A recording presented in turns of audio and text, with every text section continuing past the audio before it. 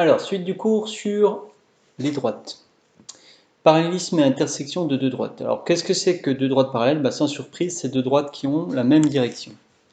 Alors, au niveau de ce qu'on a appris, on regarde ce que ça donne au niveau des vecteurs et des équations de droite. Alors, tout de suite, une propriété. Deux droites D et D' sont parallèles si et seulement si deux de leurs vecteurs directeurs sont collinaires. Il faut que le vecteur directeur de l'une soit collinaire au vecteur directeur de l'autre. Exemple. Donc ici, j'ai deux droites, je vais sortir à chaque fois un vecteur directeur avec la petite technique qu'on a apprise, c'est-à-dire quand j'ai ax plus by plus c égale 0, on prend moins ba. Alors là, moins b, ça va donner 2, 4 pour la première droite, et un vecteur directeur pour la seconde, ça va être moins 6, moins 12. Donc comme ça, j'en ai un pour chaque droite. Et ensuite, si on veut regarder si les droites sont parallèles, il faut regarder si les vecteurs directeurs sont collinaires. Donc, je calcule le déterminant des deux vecteurs. 2 fois moins 12, moins 4 fois moins 6, ça fait moins 24 plus 24 et on obtient 0. Bien sûr, vous auriez pu remarquer aussi que U' c'était égal à moins 3 fois U. Et conclure, donc, les vecteurs sont collinaires. Et donc, si les vecteurs sont collinaires, les droites sont parallèles. Voilà, donc ça, c'est quelque chose qu'on peut faire quand on a des équations cartésiennes.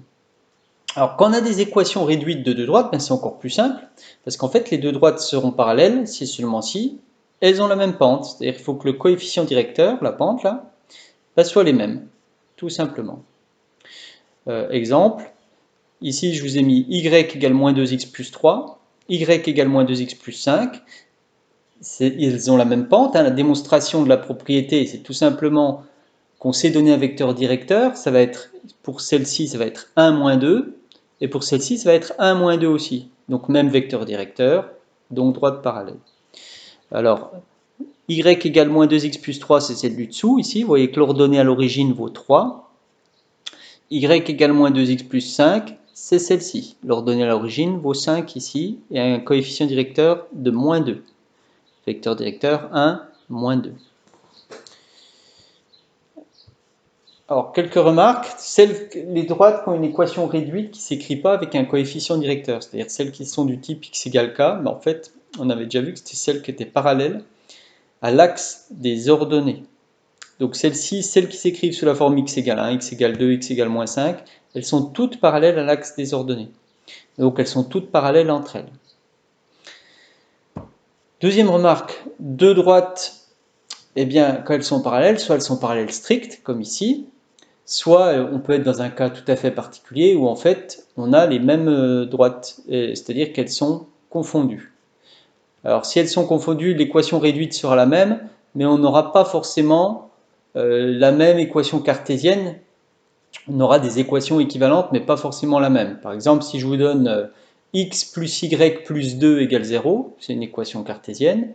Et si je vous donne 2x plus 2y plus 4 égale 0, c'est une autre équation cartésienne, c'est pas la même, vous voyez bien que ça n'a pas les mêmes nombres, mais pourtant c'est la même droite, parce que pour passer de l'une à l'autre, il suffit de multiplier par 2. Donc dans ce cas-là, on aura des droites qui sont confondues, si elles ont des équations cartésiennes équivalentes.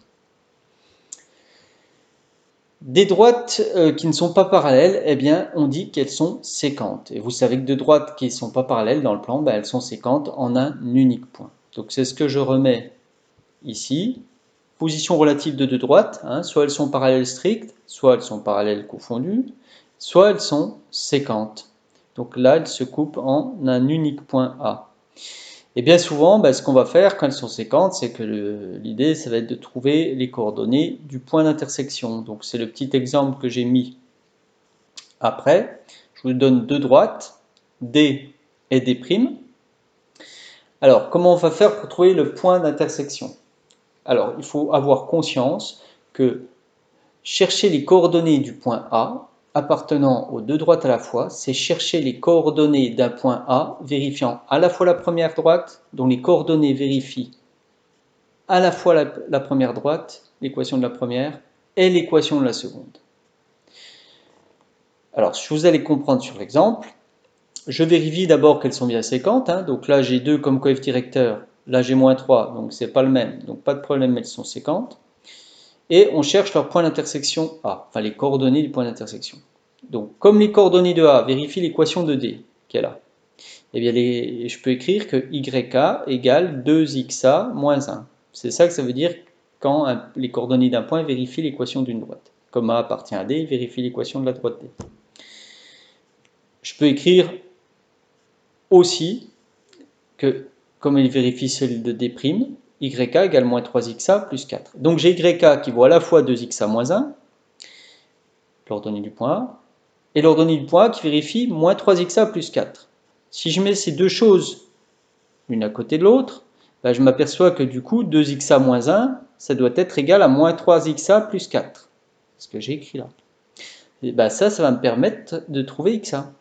5XA égale 5, XA égale 1. Donc on a trouvé l'abscisse de A. Comment on fait maintenant pour trouver l'ordonnée?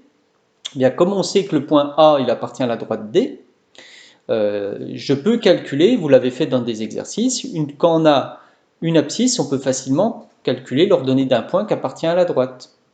Donc il suffit de remplacer XA par 1 dans l'équation de la droite et on va trouver YA. Donc je prends l'équation de D, ça me fait YA égale 2XA moins 1. Donc, donc je reprends, alors on obtient 5XA moins 5, 5XA égale 5, donc XA égale 1. Donc ici, pour obtenir YA, l'ordonnée, il me suffit de remplacer dans l'équation de D et j'obtiens YA égale 1. J'aurais très bien pu faire la même chose avec l'équation de D', on aurait trouvé aussi YA égale 1. Donc j'ai XA, YA, j'ai les coordonnées du point A, je vous ai mis le graphique ici. Donc ici, vous avez le coefficient directeur négatif, et là, vous avez le coefficient directeur positif. Vous voyez.